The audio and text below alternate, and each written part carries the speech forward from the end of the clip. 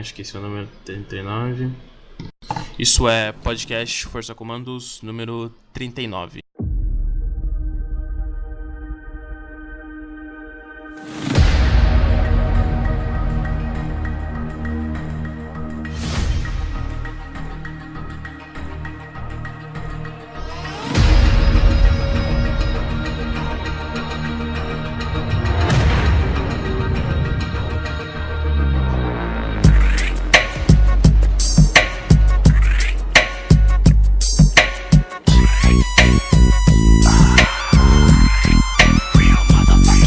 Bem-vindos a mais um podcast Força Comandos. Hoje estou eu aqui, juntamente com o Matheus do TC3 Brasil. Fala, Matheus, tudo bom? Fala aí, Rafa, beleza? E aí, pessoal? Muito bom estar de volta aí com vocês.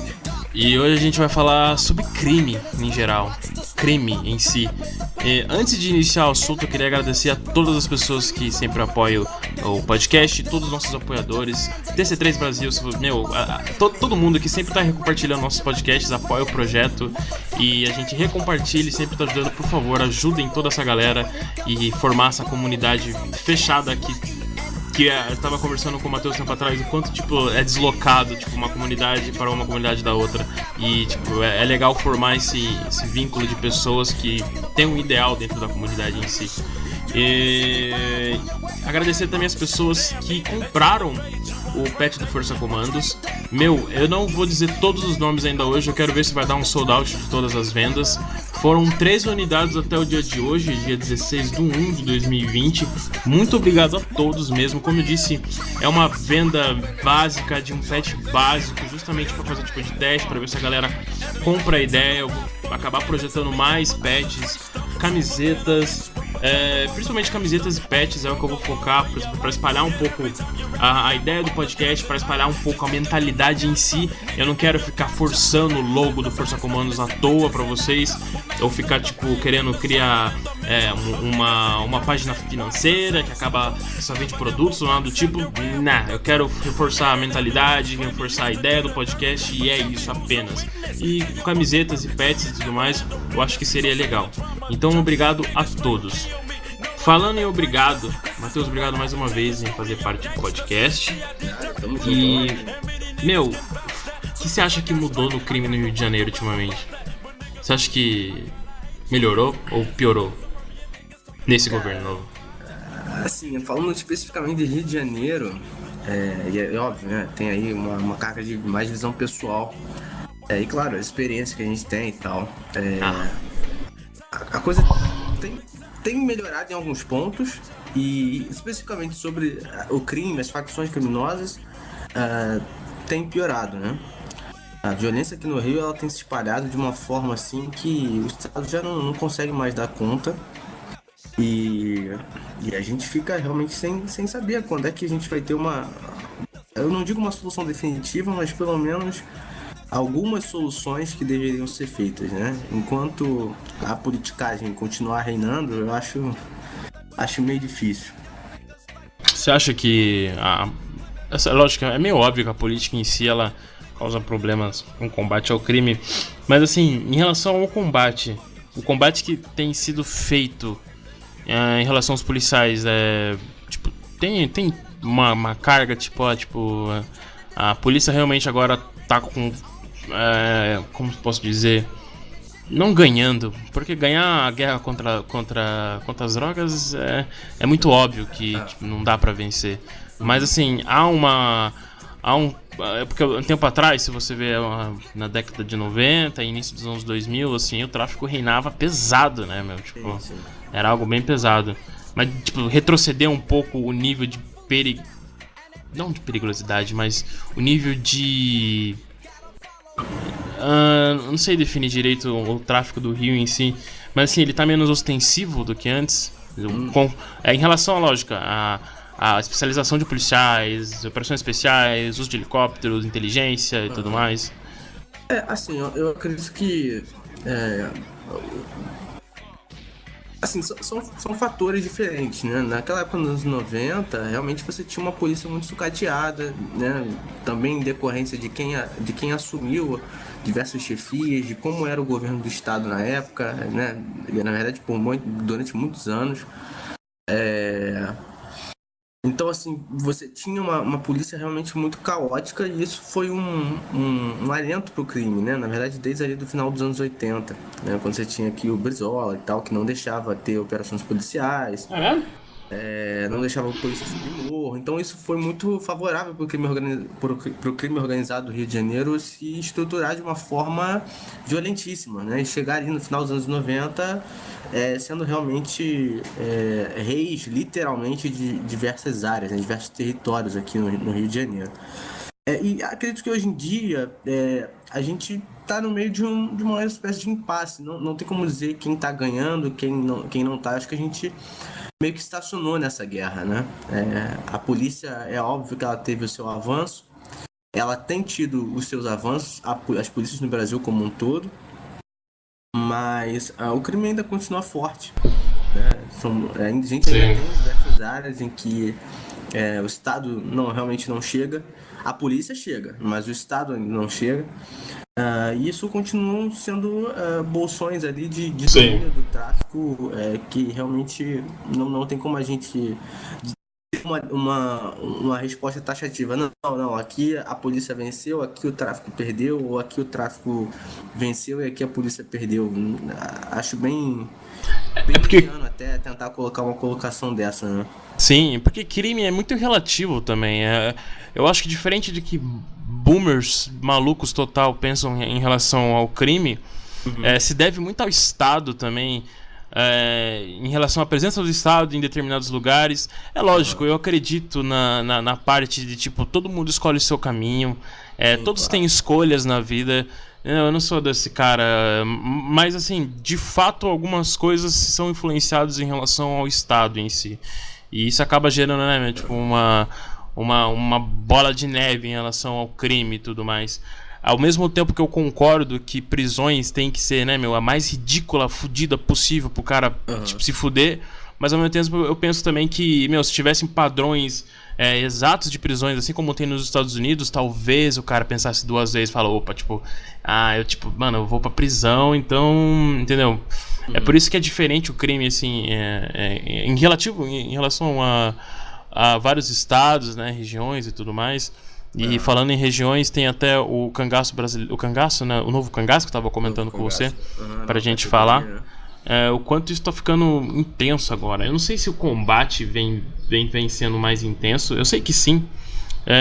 Eu conheço um amigo pessoal, na verdade, amigo meu do Nogueira, que tava numa missão justamente contra o cangaço não vou falar o estado, mas meu, foi tenso, assim. Você vê que os caras, eles têm poder. O ano passado, você lembra que o ano passado que os caras pegaram ano passado ou ano retrasado, da Hilux com uma metralhadora, né? .50 atrás e tudo mais? Meu, os caras altamente. Aqui em São Paulo tá tendo. Aqui em São Paulo, assim, que meu, o poderio policial aqui em São Paulo é muito alto. Meu, helicóptero, batalhão de operações especiais, BAEP, força tática, rodas ostensivas e tudo mais. E normalmente, tipo assim, ainda assim os caras estão tão ousados ao ponto de fazer ataques à luz do dia em rodovias. E eu acho grave pra caramba. Eu não sei se no Rio acontece. Acho que no Rio não acontece porque eu acho que por dois motivos. Eu lembro que eu tava comentando com um policial, pelo motivo geográfico de alguns lugares. Sim. E porque o crime já tá focalizado no tráfico, né, em si. Sim, o tráfico hoje em dia é a fonte de renda mais lucrativa, né? Então, e também o estabelecimento de categorias como se fosse um novo cangaço no Rio de Janeiro ia causar disputa, né? Também de território, de ações, né? Por mais que o novo cangaço se especialize aí em roubo a banco e coisas do tipo. Mas aqui no Rio é muito mais difícil eles terem uma logística do que em outros estados, como acontece em Minas, né? No Nordeste e tal. E a gente também tem um fator tecnologia, acesso à informação.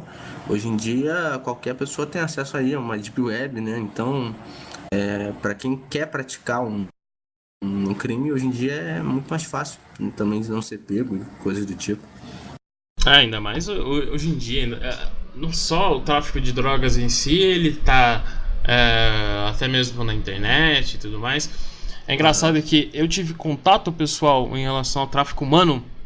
E tráfico humano é muito sério. E é engraçado o quanto as pessoas não fazem a mínima do como o tráfico humano é alto. O tráfico humano sim, é com certeza. gigantesco. Criança, mulher, meu, é muito alto, assim. Ele é tão...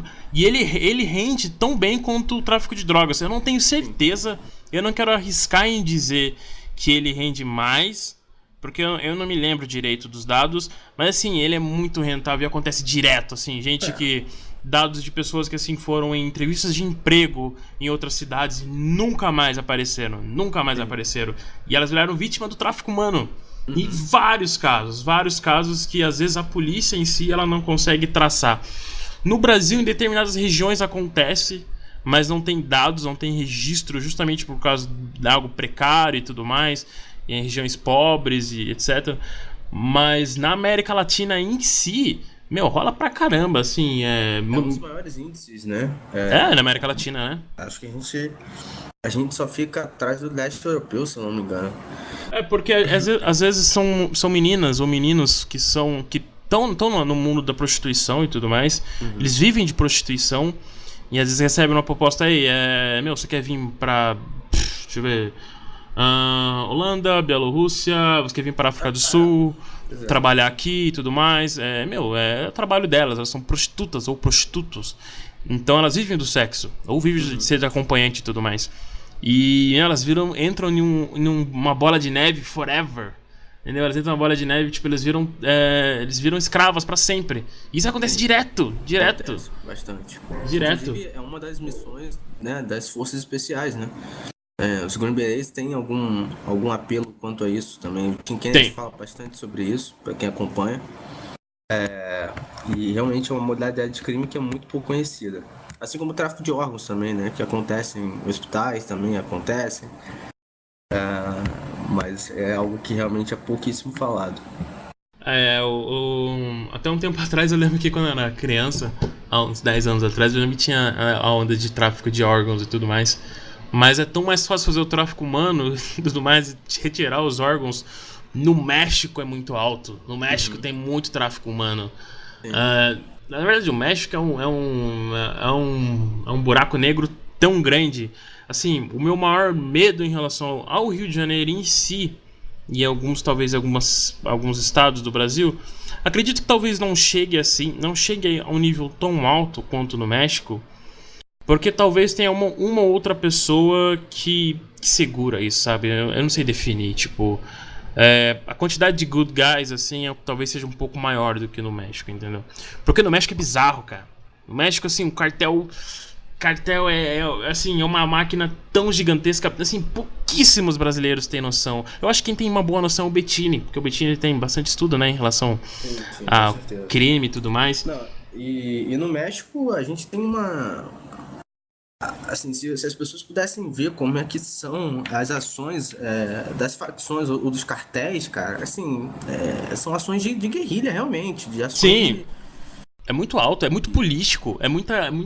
Cara, pra vocês terem uma ideia, há boatos que até o presidente atual, que é um presidente de esquerda e tudo mais, ele é um exemplo, tipo, do Boulos em si. Tipo, talvez seja o Boulos, eu acho que aqui do Brasil. E até ele tá na carteira do cartel, tipo, há boatos. E realmente, ultimamente ele tá pra ser aprovado uma lei de anistia para os caras do cartel. É bem sério. E o cartel manda em tudo, assim. Manda em tudo. O nível de grana, o nível de dinheiro que esses caras têm é muito alto. Eu mesmo estava assistindo um podcast com o Ed Manifesto no Joe Rogan. Ele tava falando que o nível de dinheiro é tão alto, tão absurdo, que ele faz o cara bom, com total empenho na carreira dele, o cara good guy mesmo, a pensar, talvez, entendeu? Tipo, é muito dinheiro. Assim, eles gostam, o cartel gosta de chegar para pessoas, abordarem e falarem assim, qual é o nível ridículo de dinheiro que você quer para fazer tal coisa, entendeu? Porque é totalmente possível, é muita grana. É uma herança aí do Escobar, né? Que hoje em dia todos os grandes lords são meio que descendentes aí daquela geração, né? O próprio El Chapo é um exemplo disso, né? E É, ainda tem essa prática e a- precisa da prática de compra, né? De algo pessoas. muito dark de se pensar é que quem comanda o cartel, já isso é comprovado. Isso tem fontes, tem tanto fontes da DoD dos Estados Unidos, quanto fontes de inteligência doméstica e tudo mais. Isso é comprovado, só que não é algo de interesse em si, porque é um outro patamar. Mas Sim. quem comanda, né, tipo o El Chapo, que era o chefe do cartel de Sinaloa. Quem Aham. comanda os cartéis são os banqueiros, cara. Então, tipo, são os bancos em si. Se você quiser dar É, uma olhada, tem listas aí. Santander, meu. sim, os paraísos fiscais servem para isso, né? Sim, O são esses patrimônio caras que da. comandam o cartel em si. E a. Perfeito. É engraçado, eu tava vendo uma entrevista uma vez de um cara falando que às vezes você tá fazendo um lugar, você tá entrando num lugar, tá uma estrada zoada, e você tá numa estrada de terra e tudo mais, de repente você entra de um asfalto perfeito. Asfalto perfeito, perfeito. E é o cartel que fez. É tão bizarro. Foi o cartel que fez. O cartel tem. Foi o cartel. Então, tipo, o cartel ele é tão desenvolvido, ele é tão glorificado no México. Santa Muerte tem também. Sim, Ele é sim. tão glorificado por músicas. Ele tem tipo uma versão sertaneja deles, assim. Eu esqueci o ritmo. Ele é tão glorificado porque o cartel ele trabalha mentes e almas, almas e mentes. O filho do El Chapo, ele já chegou em várias vilas entregando várias Hilux para todos os moradores da vila. Com Todos. certeza. Todos os Sim. moradores. Eles aprenderam, né? Sim, então você chega ao governo na sua casa um dia e fala: meu, você tá me devendo tal imposto. E depois chega o cara do cartel e fala: meu, você não precisa pagar imposto. Quem manda aqui é gente. Matter of fact, toma Hilux. Você fica, what? Mano, Pois é. pra quem que você vai apoiar? Tipo, seja mortal o suficiente. Você, sabe, ser mortal o suficiente na pele de um mexicano que ganha sei lá quantos pesos mexicanos por dia. E chega o cartel. O cartel vai te prover estudos.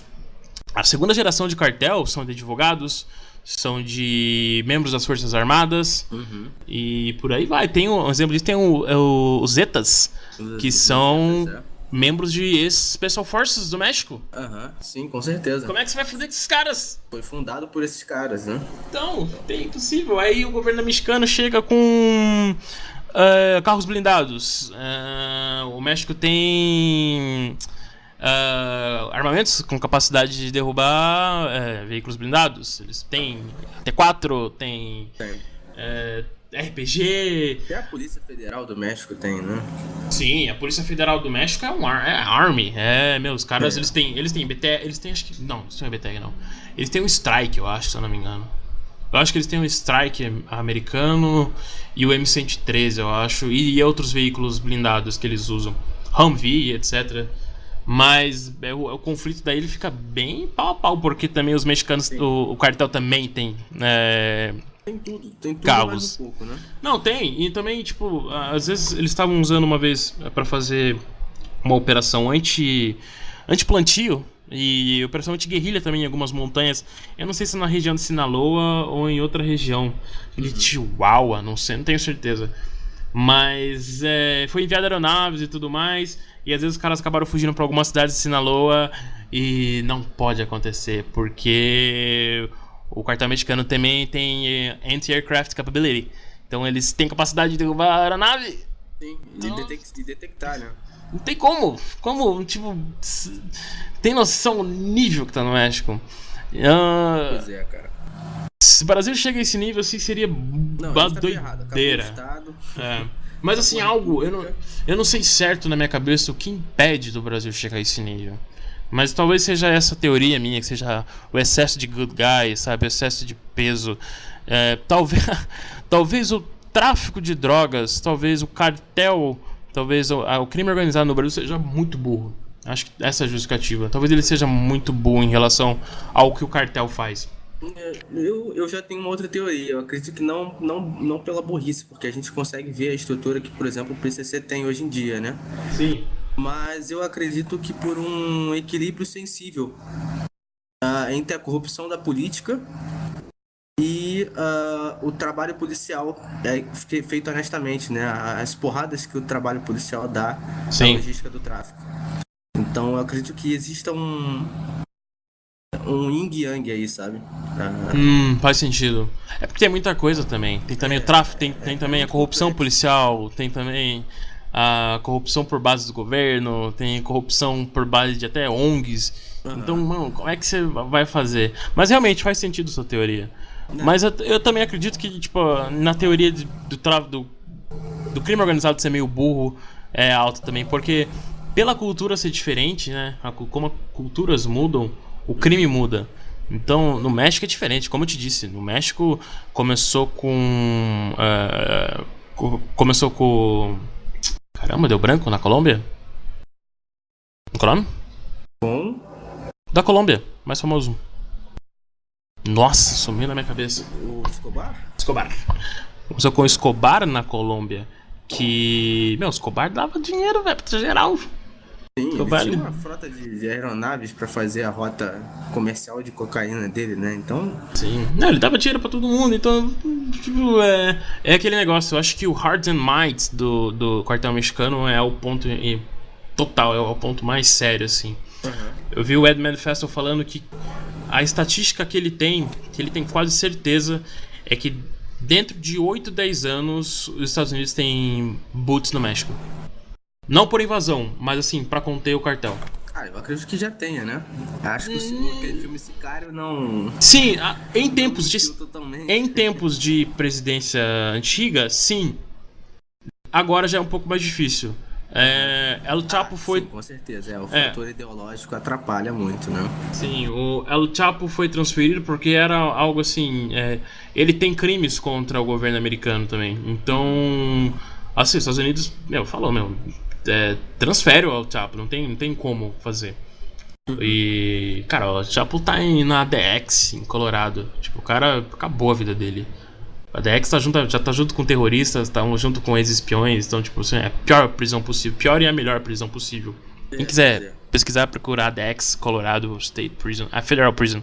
E... Então, eu acho que no momento não diretamente.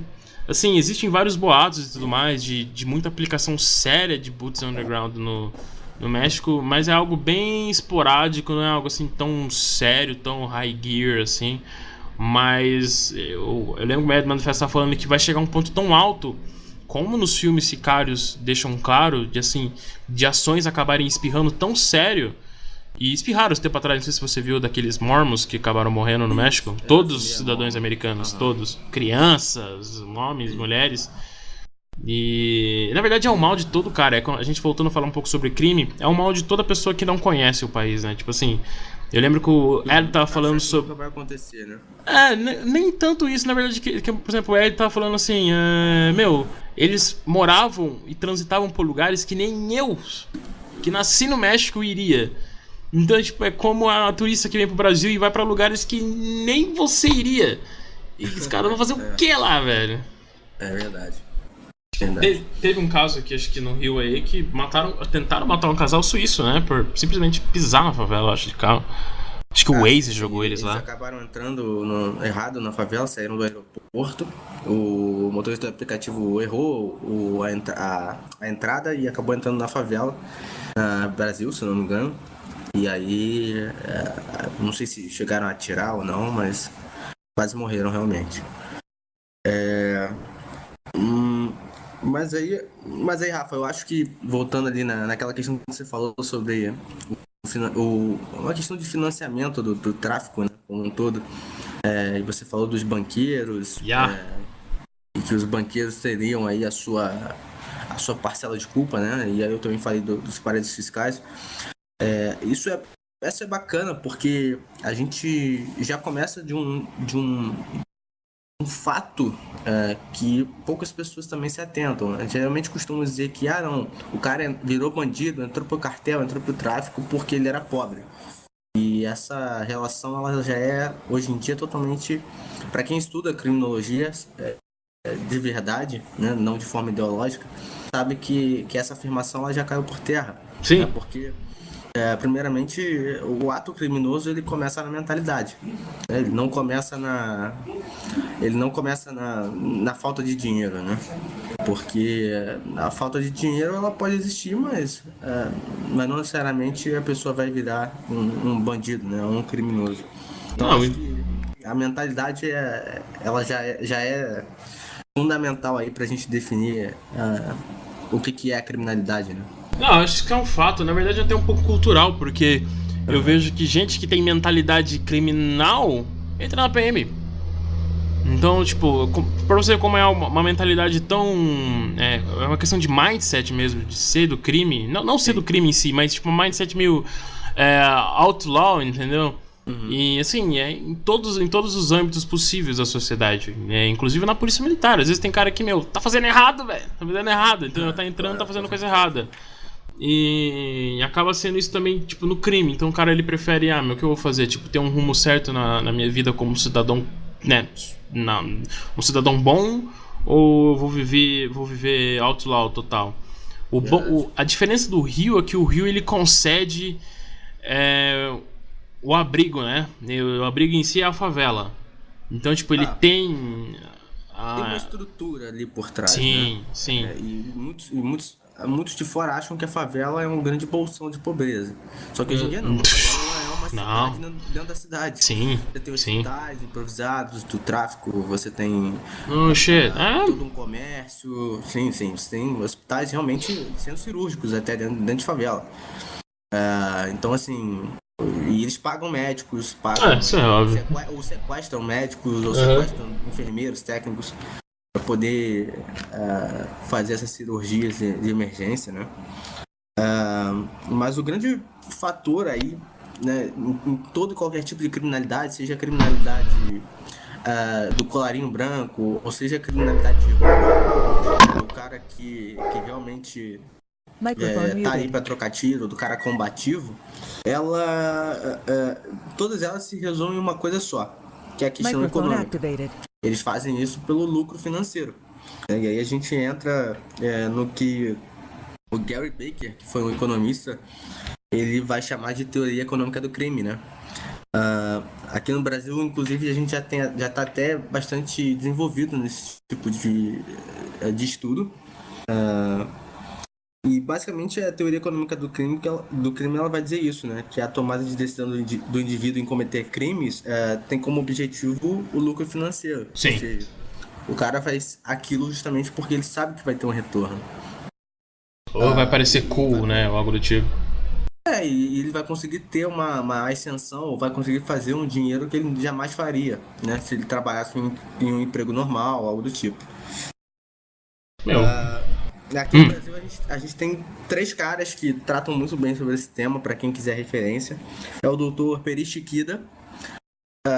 O Dr. Peri, ele tem um livro muito bom, onde ele trabalhou 30 anos dentro de presídios.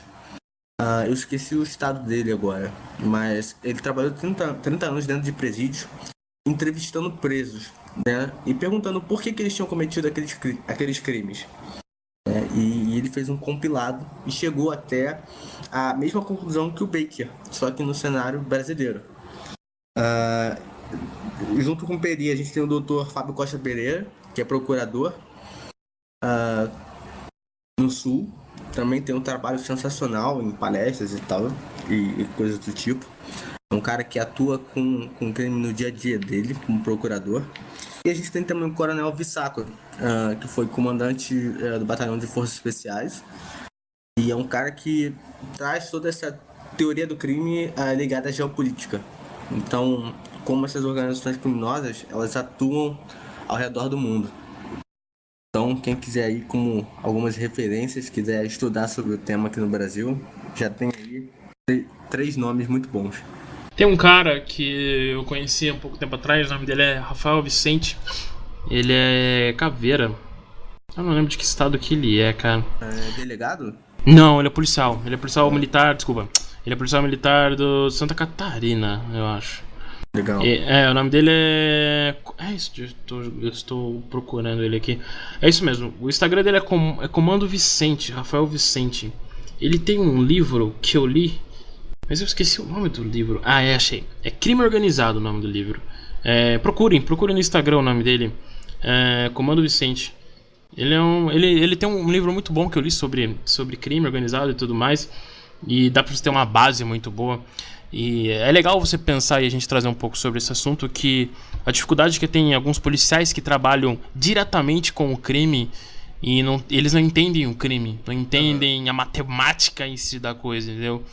E é o leque de ter tantos maus policiais hoje em dia, que simplesmente acham que é o ser ostensivo ao tempo todo e não entender o crime em si, né? Você pode ver que os grandes policiais que eu conheço em si conhecem o crime, sabem conversar com o crime, sabem como é que o crime troca ideia, sabem o que os caras fazem e tudo mais. Não é só ostensivo. Perfeito. E, se você é policial, tá ouvindo o podcast, cara, leva a sério em relação a atender o crime em si. Não só o crime em si, mas o ser humano em si. Eu acho que a nossa... não a comunidade em si policial ou a comunidade de forças armadas e tudo mais, mas a tendência cultural ultimamente é ser porrada 24 horas por dia em relação a esses papos. Mas o que as pessoas não entendem é que muitas vezes a gente tá lidando com humanos, tá lidando com pessoas que... Eu não tô humanizando, eu não tô falando no sentido de humanizar criminosos, eu tô falando no sentido assim, humano em si, biológico. Caras que pensam também, caras que têm inteligência. Exatamente. São caras que sabem, assim como um paisano sabe como um policial faz a correria, sabe como um policial faz algumas ações, o bandido também sabe, cara, como eles agem. Perfeito, Rafa. E também eu acredito que um outro discurso que a gente vê muito, e isso me deixa muito puto às vezes, é a questão do... não, mas o cara é policial, mas vai fazer concurso público pra ganhar 3 mil por mês pra subir favela e trocar tiro com bandido, tá enxugando gelo. Sim, total. Então, na verdade, não, a força policial ela não tá enxugando gelo, ela tá fazendo o papel dela. Sim. A gente não tem culpa que o tráfico aumentou desse jeito. Muito da culpa não por causa da polícia, mas por causa da política. Sim. Né? Então, assim, os policiais que, inclusive, estão ouvindo a gente, o trabalho de vocês não é enxugar gelo. O trabalho de vocês é manter a ordem.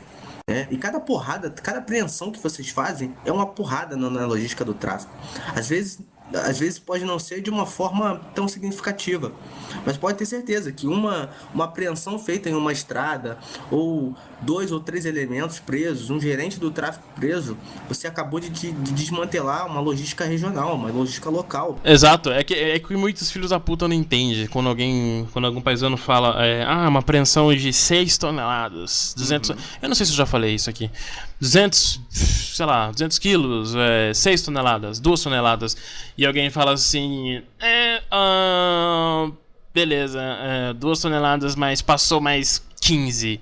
Entendeu? Tipo, sempre. Quem nunca ouviu isso? Os caras aprenderam, 6 toneladas da fronteira, mas passou mais 10 toneladas. Mano, é esse que é um dos problemas. E tem muitos policiais que falam isso, velho. E tipo, você não tem noção, de alguma forma, cara, tem quebra. Aquilo é um déficit, entendeu? É algo que vai ser cobrado. Isso que... 6 toneladas vai fazer falta talvez para a produção mensal de um traficante. Então, e aquilo, a gente volta para a teoria do crime. 6 toneladas que renderiam, 3, 4, 5 milhões para esse traficante, deixam de render. Né? São caras daquela facção que vão deixar de ser pagos, são fornecedores que vão deixar de ser pagos, são armas que vão deixar de ser compradas, são drogas que vão deixar de ser compradas. Então, assim, a teoria do crime ela não funciona só para entender o criminoso, mas também para valorizar o trabalho das forças de segurança como um todo, né? Sim, eu acho muito interessante, tipo, buscar um pouco esse entendimento em relação ao crime e entender o bad guy em si, entendeu? Ter a consciência de usar essa psych ops em relação ao criminoso em si. É como os caras combatem às vezes até mesmo o terrorismo e tudo mais, coleta de informação, esse tipo de coisa. O F3EAD do McChrystal, né? Que ele desenvolve ali em 2003, 2004, para justamente combater toda a logística de terror da Al-Qaeda, né? Então ele acaba quebrando a estrutura logística da Al-Qaeda no Afeganistão, usando isso, né? Usando o F3EAD, que é coletando informações, que é o que o trabalho policial acaba fazendo, só que de uma forma local, de uma forma reduzida, né? Só que ele fez isso com as Forças Especiais Americanas, com o JSOC como um todo, né? E eu acredito que é um pouco do que o Bettini e o Caveira 12 e todo o pessoal que está trabalhando aí na fronteira, eu acho que estão tentando fazer, né? Secretaria de Segurança. A Secretaria. Calma, eu não vou falar merda. Deixa eu ver qual que é eu acho que é a Secretaria de Segurança Pública, né? É o projeto Vigia, né? Com o Bettini tá na correria disso aí também. Então, cara, eles estavam com SF esses dias, ano passado. Estavam com os Special Forces, estavam com... o sétimo grupo, né? Sim, tava também com... provavelmente CIA, porque a galera da embaixada, então provavelmente é CIA. Claro. DEA, provavelmente. Sim, vários departamentos de segurança, tanto militares quanto agências federais americanas, auxiliando na parte assim de combater o crime. O governo americano, juntamente com as forças de Honduras, eu posso estar falando errado, eu acho que é Honduras. Meu, eles quebraram o crime em Honduras. Eu acho que tenho com certeza que é Honduras mesmo. E eles acabaram investindo, né, em treinamento e tudo mais. E os caras quebraram, assim como eles quebraram também o crime na Colômbia. Eu sei que ainda existe as Farc e tudo mais. Claro. Mas, em relação ao que a Colômbia era na década de 90 e 80, em relação a hoje, os caras combatem até hoje. Tem cara que, enquanto eu tava aí andando de fralda, tem cara que já tava combatendo os cartéis e as Farc nas florestas colombianas. Então, tipo, o governo americano acabou ajudando muito, porque também causa estabilidade, né, meu? Se você, como o governo americano sempre tem interesse a mais em relação a outros países e tudo mais, então não é interesse dele também que os seus interesses sejam desestabilizados, né, por conta de crime organizado e tudo mais. E pelo que eu conheço o governo atual, provavelmente ele deve ter pedido de ajuda, falar, me ajuda com isso aqui, que tipo, esse é o meu problema em si. E sem dúvidas, o governo americano ofereceu ajuda e é o que rolou. E realmente, é Honduras. Coisa, né, cara? Porque não adianta a gente ficar se achegando a países terroristas ou países que ajudam a própria logística do tráfico quando a gente tem os Estados Unidos, né? Sim. A polícia do mundo, né? Como dizem. Os cartéis são uma força terrorista agora. Caso alguém não saiba. O governo Trump falou, olha, Zetas, Sinaloa, todos esses caras são forças terroristas agora. Eu não sei como é que tá essa situação com a inteligência americana. Porque a inteligência americana, por um tempo, eles acabaram ajudando um ou outro cartel para gerar estabilidade e tudo mais. Tem no Sicário retrata um pouco disso. No Sicário é bem romantizado, não é bem aquilo, mas assim, hype, né? foi bem hypado, assim. Eu vi uma galera comentando que tipo, nossa, é exatamente isso que a CIA faz. Não é exatamente isso, tipo, muito bem hypado em relação ao que o governo americano faz, tipo, é algo bem mais low profile e não é algo tão assim explícito na questão de tipo, vamos ajudar um cartel, entendeu? É mais para causar estabilidade e tudo mais. Mas ainda assim o cartel traz tanto problema para território americano que não tá dando tempo. Mas é por isso que eu te falei que quando o Ed tava falando, ele falou, cara, em 8, 10 anos provavelmente os Estados Unidos vai ter que fazer alguma intervenção militar. Eu não digo uma intervenção tipo Iraque, entendeu? Tipo uma guerra em si. Mas assim, algumas raids pontuais, né? Sim, algumas raids vão ser realizadas por forças militares, provavelmente por Special Operations, provavelmente por unidades de operações especiais. Mas assim, algumas raids vão ser realizadas pelo governo americano futuramente. Assim, ele deu uma estatística de 8, 10 anos, mas eu lembro que ele falou, cara, não duvido nada que talvez um próximo governo ou algo do tipo seja autorizado, tipo um strike em algum líder do cartel ou algo do tipo. Vai saber, exato. Bacana. No Brasil eu não sei como isso pode acontecer, porque acho que as legislações não permitem strikes ou algo do tipo assim. Mas seria foda. Imagina, você dar um strike em um líder do crime. Falar, ele tá numa casa, sei lá, na puta que pariu. Tipo, cara, só pro pessoal ter uma noção, cara, eu pesquisei aqui um pouquinho sobre a quantidade de organizações criminosas no Brasil. E em setembro de 2018, o Ministério da Segurança, ainda sob a liderança do Raul Jungmann, eles listaram 70 organizações criminosas no país. Cara, imagina você combater 70 organizações criminosas. Claro que boa parte delas são ramificações do próprio PCC, né? Em diversos estados. Mas, assim, é um número absurdo, né, de fragmentação. É que eu acho que tem uma facção no Nordeste que é big deal bastante. Deixa eu lembrar, acho que é a Al-Qaeda, eu acho. É a Al-Qaeda e tem uma outra facção. É a Al-Qaeda e... Nossa, não lembro, eu vi no livro. E FDN, Família do Norte? Acho que é isso mesmo, Família do Norte. Eles são big deal mesmo, assim, lá no Nordeste. Uhum. E eles financiam também a galera que faz, né, strikes em banco, com o Novo Cangaço e tudo mais. Geralmente na Amazônia, no Amazonas. Sim. No Rio de Janeiro, eu acho que eu sei que antigamente era grande coisa, né? Mas hoje em dia eles focam muito mais em favelas, né? Eles estão mais ocupados brigando entre si ou algo do tipo. E favela, então, tipo, eles têm ramificações em relação ao negócio de tráfico de drogas em si, transporte e tudo mais. Mas eles não são um crime organizado a nível como o PCC entendeu? O PCC, Hoje em dia a gente já pode falar... A gente não usa mais a expressão crime organizado, né? A gente chama, de forma mais refinada, de organizações criminosas. Porque hoje em dia elas têm um poder de influência muito maior. Sim. Né? Não é mais apenas o crime. No México são sindicatos. Seria mais ou menos essa ideia, né? Sim. Aqui no Rio de Janeiro a gente só tem 3 facções hoje em dia, né? Que é o Comando Vermelho, o ADA, que é o Amigo dos Amigos, e o TCP, que é o Terceiro Comando... Quem que tem mais poder aí? Você vendo ou não? Hoje em dia é o Comando Vermelho, porque o ADA perdeu muitos territórios, né? E aí, em alguns locais, tem uma briga entre o Comando Vermelho e o TCP. Esse mato. Dentro dessa lógica, você tem hoje em dia as milícias que já têm uma configuração diferente. Tem isso, cara. E aí, esse negócio, velho, de milícia, mano? Como é que fica? Então, hoje em dia as milícias elas têm uma configuração diferente, né? Hoje elas não são mais como tinha aquela noção lá do tropa de elite, né? Sim. Policiais e tal. Hoje em dia, sim, você tem ainda é bom falar sobre isso, que às vezes a referência que a pessoa tem de milícia são policiais. Isso, não, você tem bombeiros, você tem outros agentes de segurança, mas o que tem acontecido hoje?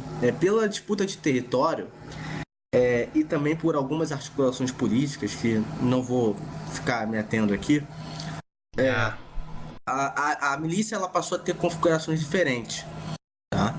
Então hoje em dia a milícia ela emprega traficantes, ou seja, traficantes que hoje em dia são milicianos. Então, mas aí, a milícia mexe com o tráfico daí ou não? Como é que é o negócio deles? Mexe em que sentido? Eles ajudam na venda de drogas ou algo do tipo?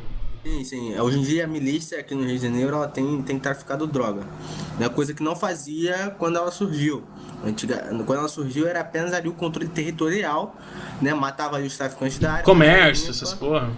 Comércio, igual exatamente como o filme mostra. Sim, né? sim. Mas hoje em dia não. Hoje em dia ela tem se tornado, sim, uma organização tão criminosa quanto as facções.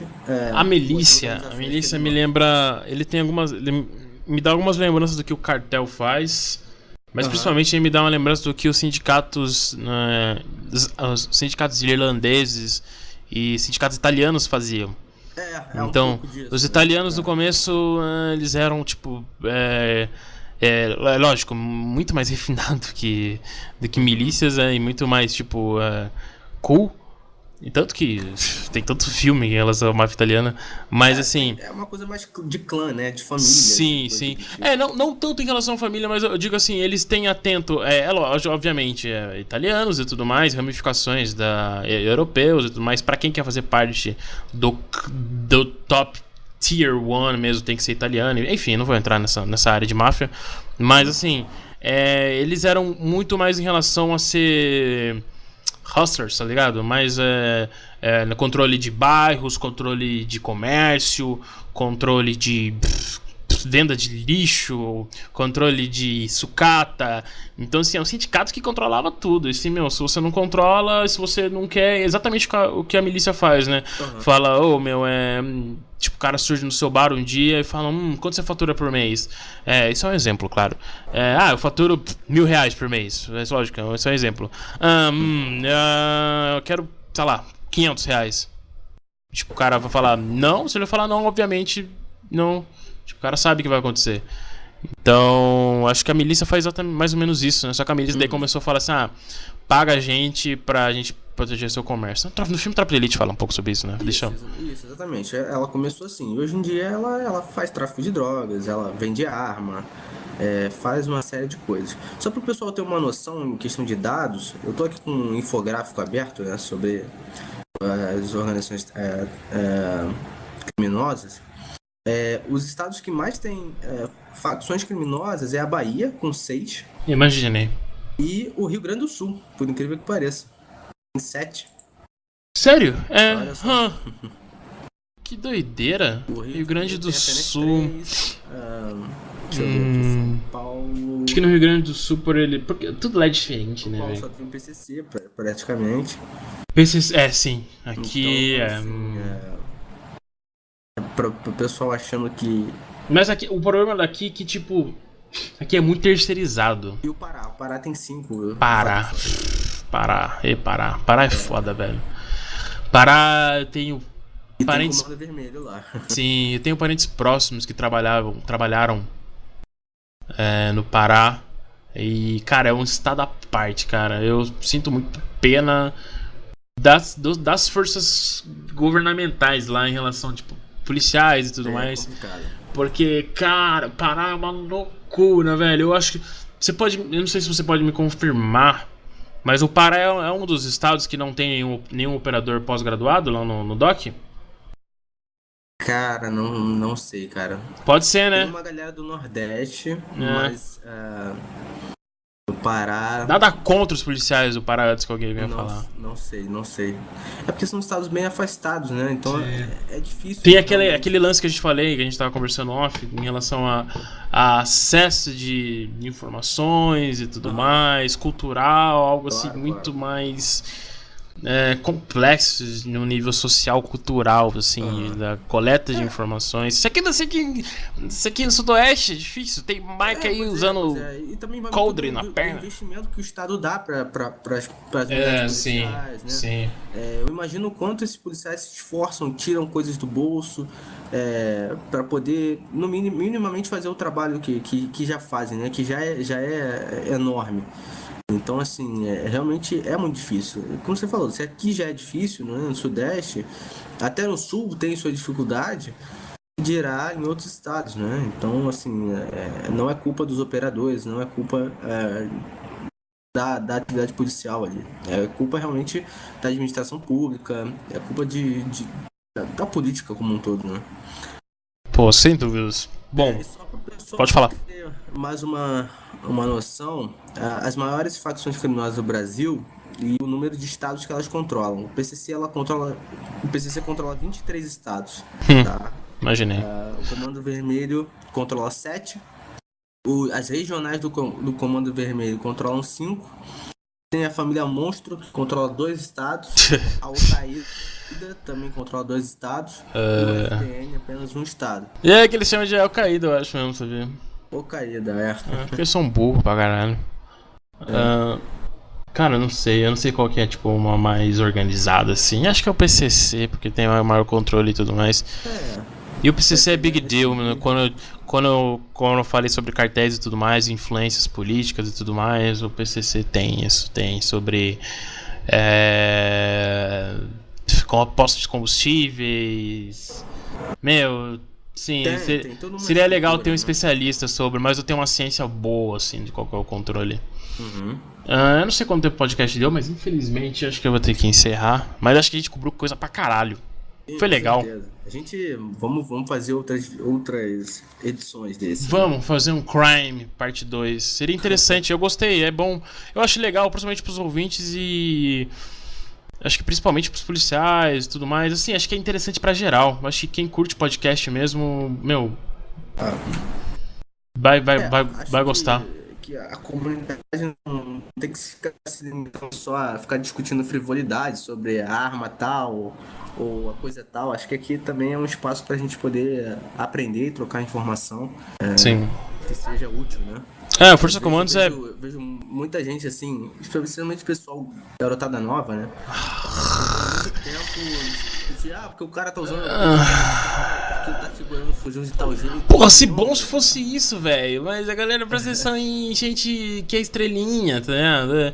Cara, eu vejo às vezes a galera que vai conversar comigo no Força Comandos e tal, e eu falo, deixa eu ver quem que você segue e tal. E tipo, é os mesmos caras, tá ligado? É a mesma galera. Ou alguma página que me segue, segue o Força Comandos, e eu vejo a página e falo, cara, puta. Que tipo, eu falo nada, né? Tipo, eu não vou, mas falo assim, mano, a página, tipo, esses dias me seguiu literalmente uma página que ela recompartilhava fotos de outros policiais, assim, tipo, era uma frase tipo assim, dê bom dia para esse policial, aí tipo, tinha lá marcado o policial e tal, e o cara, ai, mano, como eu odeio isso, cara. Cara. Eu odeio fazer parte dessa comunidade underground que é anti isso, tá ligado? Tipo... São frivolidades, né, cara? Às vezes, assim, cara, as pessoas não têm noção dos desafios que a gente tem, né, enfrenta aqui no Brasil, do quão sério são essas questões. E perdem tempo assim com besteira. Assim, eu sei que pela idade, na maioria. Nem tanto pra idade, porque tem marmanja, né? Tem marmanjão que cara, acha legal e tudo mais. Mas assim, eu acho que é legal a gente poder ter um espaço pra poder realmente trazer coisas mais técnicas, informações mais. Eu acho legal, é que eu tava te falando off, tipo, é legal a gente. Essa cultura que a gente acaba criando, né? Em relação a tudo isso, que é. Porque a gente, às vezes, eu particularmente fico em meio termo várias vezes, porque às vezes o cara que eu suporto muito, que eu dou suporte, eu falo, mano, esse cara é legítimo, talvez ele, tipo, tenha afinidade com um cara que talvez eu não goste, entendeu? Então, assim, eu tenho que fazer a divisória e, tipo, deixar claro pros ouvintes que, tipo, em relação a isso, tipo, é a opinião da comunidade em si, tipo, é minha, eu, Força Comandos, ou os outros administradores, ou uma outra galera que concorda. Mas, no geral, em si, tipo... o foco em si do Força Comandos é isso. A gente tenta passar essa pseudo-informação ou dados, estudar, discutir em si. Acho que discutir é a palavra mais importante. Discutir. Às vezes a galera não entende o que eu publico, às vezes quando eu publico alguma ocorrência, ou quando eu faço crítica de algum equipamento, ou quando eu faço crítica de posicionamento, crítica em relação... E a galera fala... porque hoje no Brasil você sabe que, tipo, existe uma áurea assim que diz, olha, você não pode falar mal da sua galera, entendeu? E tipo, eu sou totalmente falar, olha, eu quero falar mal disso, olha só, não é porque você é uma unidade de operações especiais que talvez você esteja falando certo. Talvez você esteja fazendo certo. Eu só acho, entendeu? Talvez. E tem uma outra galera aqui, tipo, na background do Força Comandos que tem o conhecimento sério em relação a isso e fala, olha, tipo, realmente isso não é certo. Talvez esse equipamento também não seja legal. Ou essa ocorrência faltou profissionalismo. Você viu aquela ocorrência que eu postei de uma policial que foi fazer uma abordagem e tudo mais? Ela desceu da viatura correndo e foi pra cima. Eu queria até comentar sobre isso. Você chegou a ver? Não, cara, não cheguei a ver. Eu vou tentar. Mano, acho que tá no Tenente Derrite, eu acho. Eu não. Normalmente eu não acesso, porque a galera que vai pra política assim eu costumo afastar e tal, mas eu vi que alguém publicou e eu fui ver o vídeo, foi o Tenente Derrite que publicou. Era de uma ocorrência muito a milhão. Ocorrência, a milhão mesmo. E o cara bate o carro e a Fox, a policial feminina, ela desce do veículo correndo, dá um chutaço na porta, abre a porta com tudo, tira o cara de dentro e uma galera vibrando. Pô, que foda, essa Fox é das minhas e tal, não sei o que, o policial tem que ser... E eu publiquei de forma de crítica, eu falei, e o Pop? Então, tipo, alguns outros policiais que responderam e tudo mais, troca ideia comigo, eu mandei alguns grupos e tal, a galera falou, a galera apoiando, mas aí o Pop? Então, tipo, não precisa do... Então, outros policiais falam, não sei o que lá, mas... então não precisa ensinar mais o Pop nas escolas, então. Então, tipo, você não vai usar, então não precisa usar. O Pop, pra mim, é profissionalismo. Você descer da viatura, fazer o posicionamento de cobertura, fazer os comandos vocais próxima com uma cobertura, não importa se o cara tá armado ou não tá, a questão é profissionalismo policial. Eu acho que isso pra mim importa. E quando eu fiz essa crítica, uma galera, não comenta a ocorrência dos outros, não sei o que, não sei o que lá, vai paisano, polícia e tudo mais. E normalmente eu não respondo, normalmente eu nem dou atenção, eu visualizo, eu dou like, eu mando coraçãozinho, esse tipo de coisa. Porque não vale a pena. E só que eu fico meio assim, a galera ainda não entendeu o que é o Força Comandos. A galera ainda acha que, tipo, é uma página de, sei lá, de postar algumas fotos, alguns vídeos e tal, tipo, eu não cago regra, tipo, à toa. Vários caras, inclusive 2 caras de operações especiais falaram, realmente, cadê o pop? Tipo, esse é o profissionalismo que é passado pros policiais, descer da viatura. E se o cara tá armado dentro do carro? Então ela expôs a vida dela, a vida dos policiais, e expôs um comprometimento na ocorrência por conta de adrenalina, de descer do carro correndo, chutar a porta e abrir o carro. E ainda por cima ela agrediu o cara. Tudo bem, eu sou eu sempre falo aqui, eu sou totalmente sobre, pisar no cara, matar o cara, totalmente. Força Comandos, velho, hate, ódio, etc. Só que, cara, foi filmado e tudo mais. Vai dar Zulu, entendeu? Tipo assim. É complicado, né? Então você vê que ela abre o carro, ela tira o cara do veículo, ela chuta, pisa em cima do cara e tudo mais. E às vezes você vê, às vezes eu publico alguma coisa, você vê tipo as abordagens policiais americanas, o nível de profissionalismo dos caras que, ficam na retaguarda e tudo mais, tipo, assim, dá apenas os comandos vocais pro cara descer do carro, mão na cabeça, dá, sei lá, 5, 3 passos pra trás, ajoelha. Tá conversando com o Bini sobre isso aí. O quanto é sério lá, velho, o pop, velho. Tipo, e ainda assim, às vezes dá merda, né, cara? Sim. Às vezes o cara, coloca a mão pro alto, coloca a mão pro alto, coloca a mão pro alto. O cara vai ciscar, pegar a arma. Bum. Toma. Então, eu só queria, tipo, deixar claro em si. Às vezes a galera não entende, né? Tipo, qual que é o posicionamento do Força Comandos em relação a isso. Eu acredito também do resto da galera da comunidade. Acredito que você às vezes também concorda em relação a algumas coisas que eu falo. Mas no mais é isso. Claro. Você quer deixar 90% aí. recado, alguma coisa? Quer falar sobre o projeto TC3? Não, agradecer aí mais uma vez a oportunidade. É sempre bacana estar por aí, né? Podendo passar algum tipo de conteúdo pra galera. Recado, dia 25 agora a gente vai estar no Espírito Santo, pela TMA, pela Tactical Medicine Academy, que é a empresa do Bini. Dando 2 dias aí de curso. Tactical Medicine Academy, TMA no Instagram. Isso, exatamente. Dando 2 dias de curso aí dentro do protocolo TEC, ensinando como funciona o protocolo Alert, que é um protocolo voltado à contenção e neutralização de Active Shooter e assistência a vítimas, né? Então a gente vai ter vamos montar alguns cenários bem bacanas aí para os alunos. E em fevereiro, dia 22, a gente vai ter nosso módulo básico aqui, o módulo Survival de Medicina de Combate aqui no Rio de Janeiro. Então, quem tiver disponível, tiver interesse, estão convidados. Nice. Cara, sempre é uma honra te receber aqui, porque eu sempre te convido, cara, vamos conversar sobre isso e tudo mais. Provavelmente eu vou falar mais, mas, mano, fala comigo e tudo mais. Claro. E, cara, você sempre tá dentro comigo, participar do podcast. Muito obrigado pela presença mais uma vez. Como eu te disse, Matheus sempre vai ser presença garantida nesse podcast. Como co-host, discutir e trazer o conhecimento dele pra cá. E no mais é isso. Obrigado a todos pelo suporte. Abraço. Se você tá ouvindo esse podcast ainda tem mais 10 pets para ser vendidos. Quem quiser comprar, por favor, compre. Tá lá, disponibilidade. São R$30, fabricação e frete. O frete sempre sai 20 e pouco, então assim, caso alguém esteja, tipo, eu não sei, eu tô sendo justo, tô falando, quanto tá R$30? Mas, velho, tipo, é R$30 a fabricação, que é R$17 o frete, mais frete. Enfim, quem quiser comprar, tá lá linkado aqui no Força Comandos. Obrigado, curtam TC3 no Instagram, Tactical Medicine Academy, TMA no Instagram. Mas é isso, nossos apoiadores, nossos seguidores, muito obrigado. Fiquem salvos.